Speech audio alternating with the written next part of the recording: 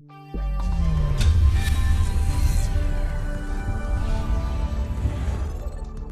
we're going to go to the advanced topics section, where we're going to mainly briefly discuss about a security architecture. Then we're going to go to also briefly discuss about the components of that security architecture, and pretty much that's going to be it for the class. So, without the let's leave aside the security part, just architecture and design principles. Now, a successful and secure network architecture is based on solid design theory and principles. So if you want to be able to actually properly secure a network, it first has to be designed properly to begin with. So then you can add security on top of that. In a properly designed network architecture, it brings in hierarchy and modularity, resilience and flexibility, regulatory compliance and operational cost reduction, and also brings the chance to be able to bring what is called defense in depth, which means to secure the network properly by doing defense in depth. Now, this link in here, you're going to find let's say the Cisco's design guide for the enterprise campus. Although it's a let's say an annual document from 2008, I recommend you to read that document, so you're gonna have a better understanding of why it's good in general to design the network properly to make it modular and hierarchical. Like if we go in that URL, so let's go to hierarchy and flexibility, for example. So a hierarchical network, what it means is that you're gonna divide the network in such a way that it brings together the network to be hierarchical and modular. And to keep it simple, you can read in here what that means is that you're gonna divide your network into functional building blocks, and each block is gonna have its own scope, and that makes the network to be modular. You're going to have multiple blocks. You're going to segment your network into functional blocks not of data, into functional blocks. That brings modularity, which means that you're going to in the end have to connect those blocks, which means that's going to bring also hierarchy to your network design. And when the network is modular and it's hierarchical, it means that we can easier provide resiliency, which resiliency means that the network is going to have redundancy and fast recovery, and flexibility, meaning that we're going to be able to do changes in the network easier, because if the network is modular, it means that when you want to do any kind of changes in your network, let's say do an upgrade on a web service, then if the network was modular and that server was running only the web service, it means you're going to be able to upgrade when you upgrade that server, you only affect the web service. But if the network was not properly designed, and on a same device, on the same server, you have both on the same physical or virtual server, you have both web services, FTP services, whatever, HTTP services, NTP services, whatever, and you have to do a change on the web service side, and you have to reboot the server, you're going to impact all other services because the server is going down. So that's what flexibility also means, which is also added. So the main thing is that the network has to be modular, which that brings hierarchy to the network. It also brings resiliency, easier for you to design a network to recover fast enough with redundant links and redundant protocols, and also brings flexibility because any changes being done in the network are going to be easier to perform, because first of all, you only affect one service, and also if you, for example, do a mistake and you do an error and you bring that service down, that only that service is affected, not other services, because you had only one service running on a server where you were doing maintenance. Now, those modules, so a regular network architecture modules, while each network has its own specifics, so you're not going to be able to design a network 100% based on a design guide. So because each network, each enterprise has its own specifics, its own requirements, its own, let's say, supported protocols, its own supported vendors, but still it can be divided into the same main functional blocks. It's going to be the enterprise campus, the enterprise edge, the service provider edge, and the remote module. What that means is that, for example, So the enterprise campus module, it is going to contain your campus, which means your set of users from the main headquarters users, and the data center. So this is the data center and this is the users. That's the enterprise campus in there. Then the enterprise edge is going to contain different sub-modules. So the enterprise campus has two main modules, the users and the data center. Enterprise edge has multiple sub-modules. It's going to have the e-commerce module, which means that's going to be where you're gonna publish your your web resources, your FTP resources, your publicly available, let's say, services to the internet. Then the internet connectivity, because you can have multiple, of course, ISPs, multiple connections. Then the remote access and VPN module, which controls site-to-site and remote access VPNs. And the WAN site-to-site VPNs, which means this is going to be the module for site-to-site VPNs with remote branches of your company. Then the SP edge, we're going to have another set of devices in there. How do you connect to the to each ISP? ISP A may be an internet ISP. ISP B is going to be likewise the second internet provider. Then PSTN, if still that's used. And then of course the WAN connection, which is going to be Framelay ATM or any kind of nowadays MPLS VPNs technology, or any kind of layer 2 layer 3 VPN technology to connect your headquarters WAN to remote branches. And the main remote module, which is going to be nothing else but your remote sites, enterprise branches, your remote users working from everywhere out on the internet or from their homes, and another data center, which you may have like redundant data centers in there, a remote, like a disaster recovery data center of your network. So this design in here brings, as I stated, a lot of this is a modular design. So you divide a network into blocks. It adds hierarchy because, for example, if you look in the enterprise campus module, you have 3 sub blocks in there. It's going to be the access layer, distribution layer, and campus core layer. And at each layer you provide different services. So it adds hierarchy, modularity, flexibility, because if you want to do a change, for example, if you're going to do a change on the internet module, you're not going to affect the e-commerce module. You're not going to have the e-commerce module or the remote access VPN module or the one site-to-site VPNs. So it brings in flexibility and of course resilience, because as you can see, I connect those modules redundantly in there, usually in between. I have redundancy between the modules. So if a link or technology fails, I'm going to fail over to a second link in there. And also going to see how this allows for defense in depth in a couple. So to properly secure a network, to begin with, you have to properly design the network from the routing switching point of view. Now let's speak about the defense in depth part. What defense in depth is exactly what the name states.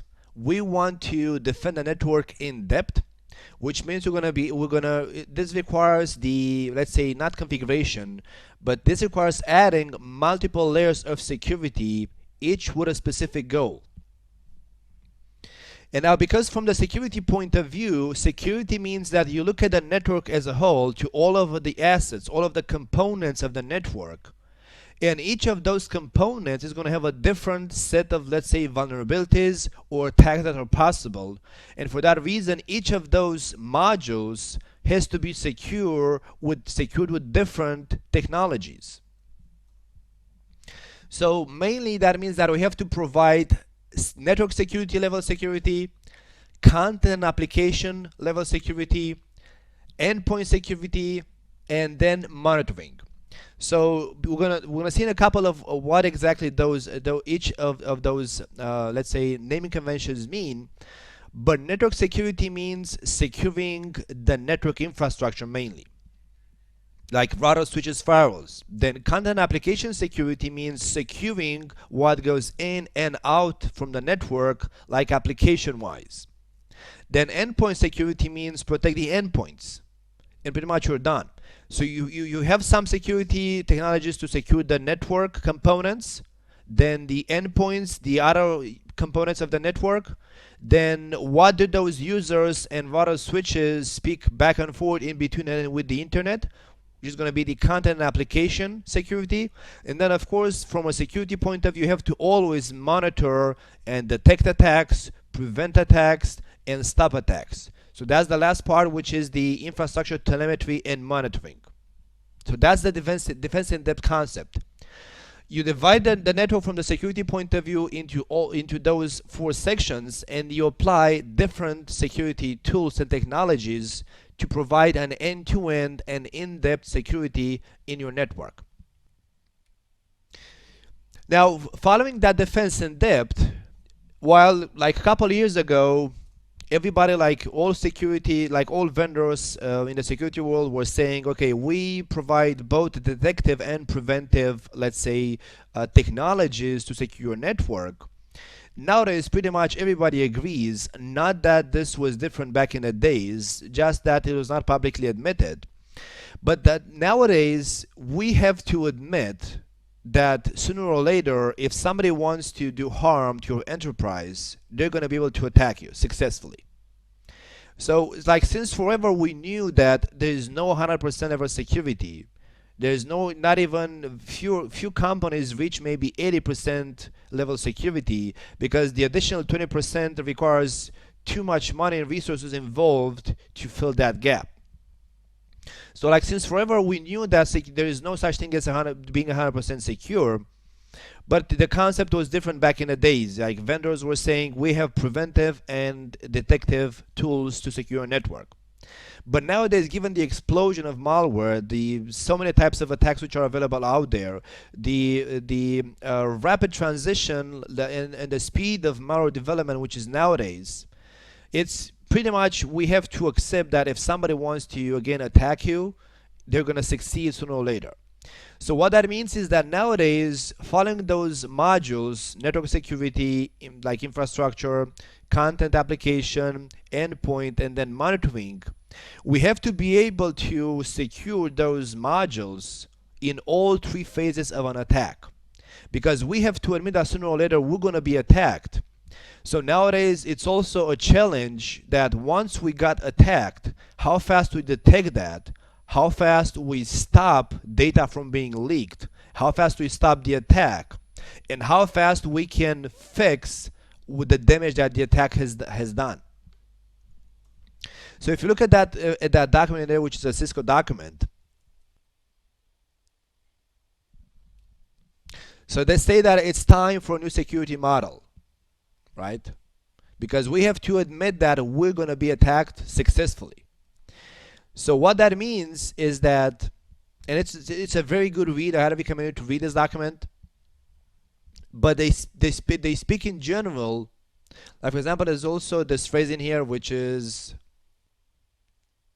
so 100% of companies surveyed by CISCO have connections to domains that are known malware threat sites. So you can imagine what that means.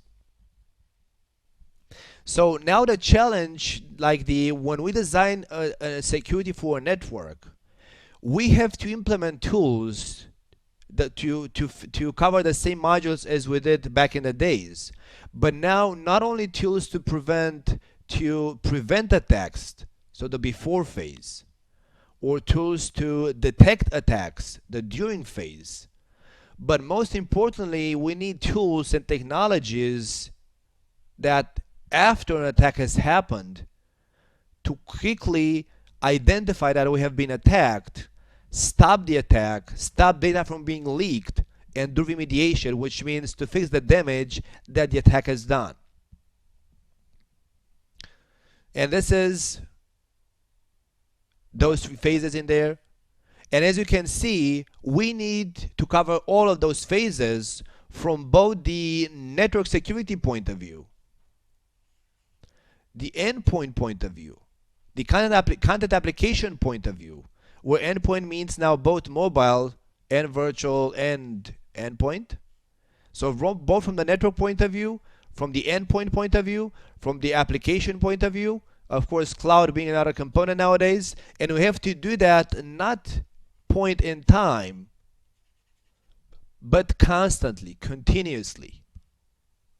We have to always be in this loop in here and close the loop, and always constantly have prevention tools before the attack, detection tools during the attack, and tools to remediate after the attack, to contain the damage, fix it, repair it, and stop data from being leaked. Now let's look a bit more into those modules. So from the network security point of view, it means we're going to have in place in general firewalls, and of course ideally next generation firewalls. And we're going to have in there also infrastructure protection and identity management. Because network security, first of all, means to secure the infrastructure, which means make sure that nobody gets unauthorized access to network devices. Like, perform TACACS authentication, authorization, accounting to manage devices. Make sure that they are manageable only from specific places in the network. So secure the infrastructure, secure the control plane of the devices, and secure the management plane of the devices. Because if somebody gets unauthorized access to your routers and switches or firewalls, then security is gone completely. So you have to make sure that the infrastructure is being protected. Then we're going to have firewalls in the network to control traffic moving back and forward from the users to the internet, and from the internet to the users, and from the users to the data center, and backwards as well. And we need next generation firewalls. And then something very important, which is identity management.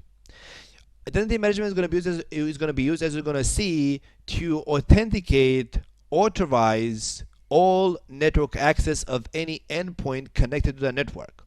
So we need technology, which is identity management, so that each terminal connected to the network, if it's a user, a personal computer, a mobile phone, a tablet, a printer, a voice phone, a video conference system, doesn't matter. Whatever gets connected to the network has to be authenticated and authorized accordingly to perform only specific actions.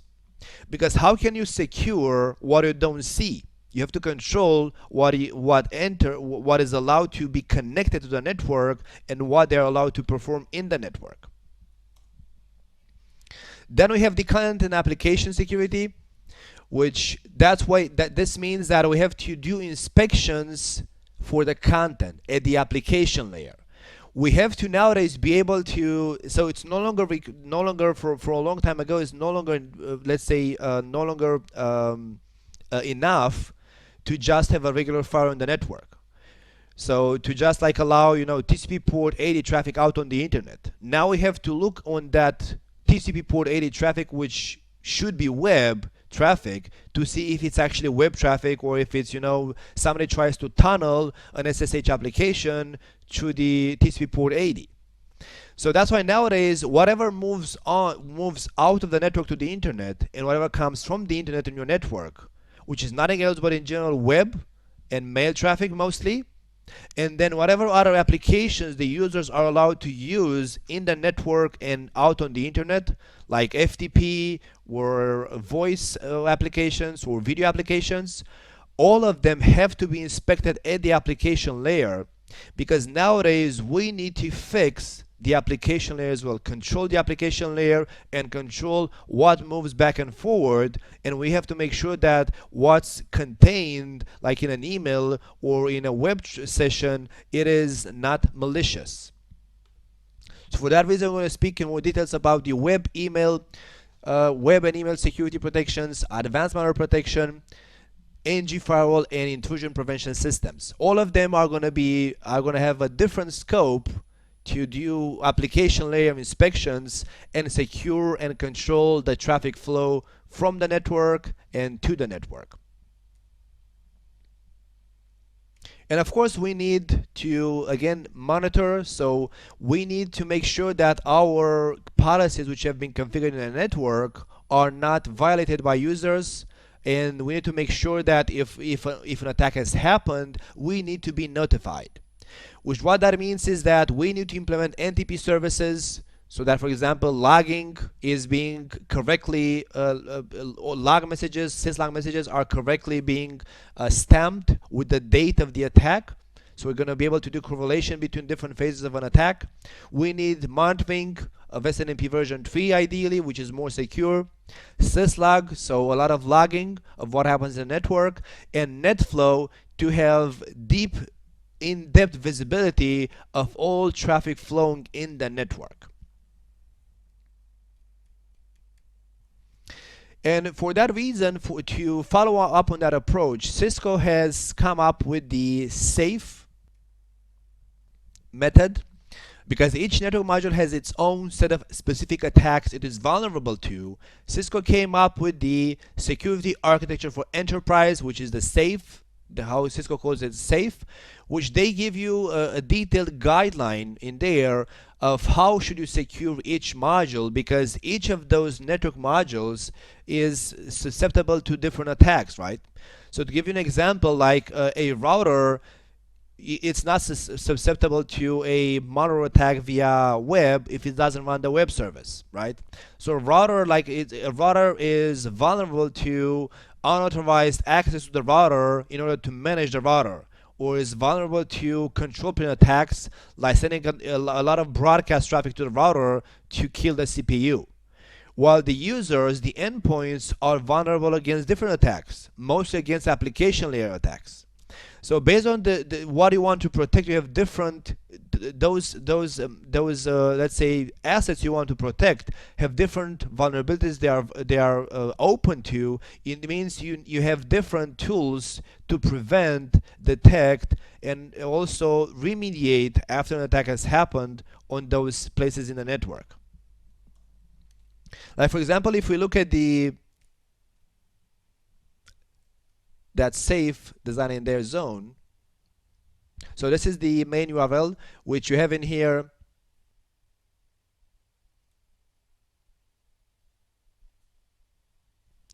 a reference guide, and then so the reference guide, what are the challenges, and then the solution guide in there. You also have SAFE for medium enterprise networks and a lot of other documents in there. Not all of them are up to date, but it's still a good read to have a fundamental understanding of a good security design. Like if we go in the solutions overview in here, as you can see in the SAFE design, so to be able to secure a network, most important is designing the network properly. Because if the network is designed properly, we can do that defense in depth approach to each module, which is opened to different vulnerabilities. And then they touch base, of course, in here with key threats to each of those modules: data center, enterprise campus, enterprise edge, enterprise WAN edge, and so on. So it's a very good read. I highly recommend you to go to the document and read it. And I want to show you something else in here. Now, from a security point of view, so when you also want to design a network but also provide security, that module design is a bit changed. It's the same thing but it's differently outlined. So we still see the branch module, the third-party module, the teleworker module. That's going to be the WAN side. Then of course this would be the ISP edge module, internet and WAN. Then this is going to be like the campus and the data center, the enterprise campus part. And in here we're going to have the same WAN edge, extranet, internet, and e-commerce. So it's the same design in a different format. What's new from a security point of view, it is this management module. Because ideally you're going to have a specific place in the network, highly secured, that you use that module to manage the network. So ideally only from that specific place in the network you can SSH and manage your devices. Or all logging from all places of the network, all syslog messages should be sent from network devices to that module. Likewise, the NTP server should be in that module. The SNMP monitoring station should be in that module. So everything which is syslog or NTP or SNMP traffic should go to that module.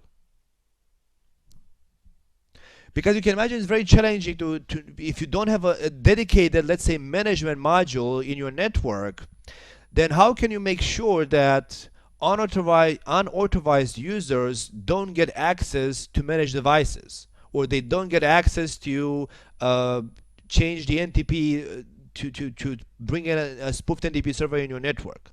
So ideally you should have that module in there as well. So the design is the same as a regular design as we saw before in the enterprise campus section. We just have a new module for security reasons, the management module for that telemetry and monitoring. Constantly we have to monitor and get input from the network to see if our policies which were configured were enforced properly, or if there are any violations occurring, so we can instantly take action in there.